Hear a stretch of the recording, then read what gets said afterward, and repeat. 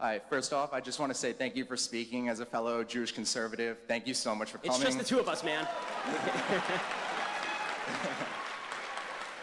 So I wanted to ask you, do you believe that there's an explanation for why victimization has become the main tactic of the far left to gain support of the people?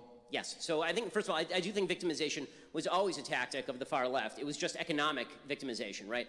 Marxism is based on the idea that the proletariat are going to rise up and overthrow the bourgeois, that there's this vast group of underprivileged people, as they call it, who are going to rise up and they're going to break the chains that bind them and take over the world. So it was always based on this notion that you're being victimized by somebody else. But in the 1960s particularly, it was clear that as America was thriving so much in the 1950s economically, and America had become this great world power, the prominent world power in terms of the economy, it was very hard to make the case to people who are not as wealthy that you need to rise up against the country that's creating all your wealth. And so instead what the left decided to do was misdirect into a legitimate grievance, which was an ethnic-based and sex-based grievance, which made a lot more sense in the 1950s and 60s than it does in 2017.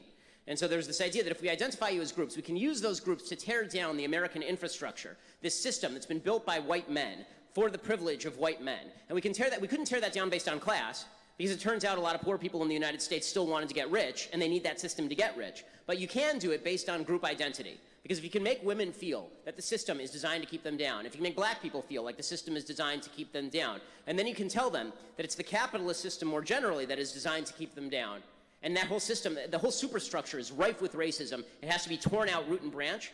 If you can do that, then you can actually build a movement on the back of that. And that's what you're seeing in the Democratic Party actually right now. It's fascinating to watch the conflict between sort of the Obama identity politics Democratic Party and the Bernie Sanders socialist Democratic Party.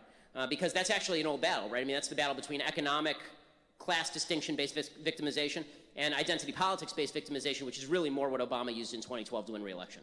So would you say this is more of like get-rich-quick scheme, or if I can't be rich, no one can? Well, I think that it depends on which people you're talking about. The people who buy into the idea of victimization, I don't think it's a get-rich-quick scheme so much as an I feel victimized scheme and I don't feel like taking responsibility.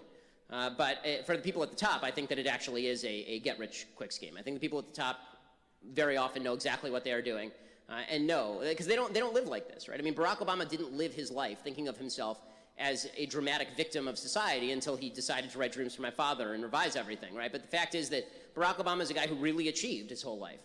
I mean, he was an achiever. And if he had been sitting around thinking how victimized he was his whole life, it would have been very difficult for him to get where he got. Awesome. Thank you. Thanks so much.